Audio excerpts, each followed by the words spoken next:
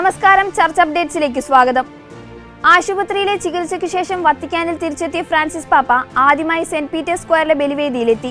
രോഗികളുടെയും ആരോഗ്യ പ്രവർത്തകരുടെയും ജൂബിലി സമാപനത്തോടനുബന്ധിച്ചുള്ള വിശുദ്ധ കുർബാനയ്ക്കിടെ ദിവ്യകാരുണ്യ സ്വീകരണ സമയത്തായിരുന്നു മാർപ്പാപ്പയുടെ കടന്നുവരവ്. അപ്രതീക്ഷിതമായി മാർപ്പാപ്പയെ കണ്ടതോടെ വിശ്വാസികൾ വലിയ കരഘോഷത്തോടെ വരവേറ്റു.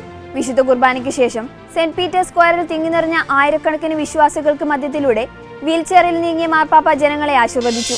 അമേരിക്കയിൽ പ്രോ ലൈഫ് പ്രവർത്തകയ്ക്ക് നേരെ ആക്രമണം. ന്യൂയോർക്ക് സിറ്റിയിൽ ഗർഭഛിദ്രത്തെ അനുകൂലിക്കുന്ന പ്രവർത്തകയുമായി അഭിമുഖം നടത്തുന്നതിനിടെ കത്തോലിക്ക പ്രോ ലൈഫ് ആക്ടിവിസ്റ്റായ സാവന ക്രാവിന് നേരെയാണ് ആക്രമണമുണ്ടായത്.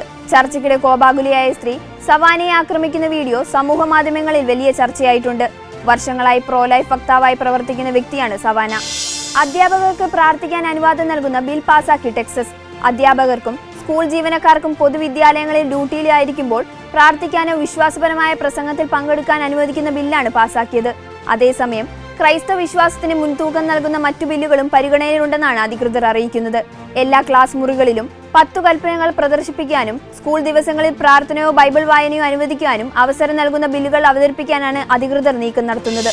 പാലസ്തീനിലെ ബെത്ലഹേമിൽ ഷെപ്പേർഡ് ഫീൽഡിൽ ഗാഡലൂപ്പയിലെ ദേവമാതാവിന്റെ തുറന്ന ചാപ്പൽ കൂദാശ ചെയ്തു.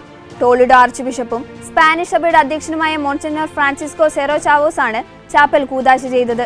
ബിഷപ്പ് സെറോ ചാവോസിനെ കൂടാതെ വിശുദ്ധ നാടിന്റെ ഉത്തരവാദിത്തമുള്ള ഫാദർ ഫ്രാൻസിസ്കോ പാറ്റൺ ഉൾപ്പെടെയുള്ള വൈദികരും നിരവധി തീർത്ഥാടകരും ചടങ്ങിൽ പങ്കെടുത്തു. 5 നൂറ്റാണ്ടുകൾക്ക് മുൻപ് 1531 മെക്സിക്കൻ കർഷകനായ ജുവാൻ ഡീഗോയ്ക്ക് നൽകിയ പ്രത്യക്ഷപ്പെടലിലൂടെയാണ് ഗാഡലൂപ്പ ആഗോള ശ്രദ്ധ നേടുന്നത്. വിശ്വാസം സന്തോഷത്തോടെ പങ്കുവെക്കേണ്ട നിധിയെന്ന് ഫ്രാൻസിസ് പാപ്പ. കഴിഞ്ഞ ദിവസം നടന്ന സഭയുടെ ദേശീയ ജൂബിലി തീർത്ഥാടനത്തിൽ സംബന്ധിക്കുന്ന വിശ്വാസികൾക്ക് നൽകിയ സന്ദേശത്തിലാണ് ഫ്രാൻസിസ് പാപ്പ ഇപ്രകാരം അറിയിച്ചത്.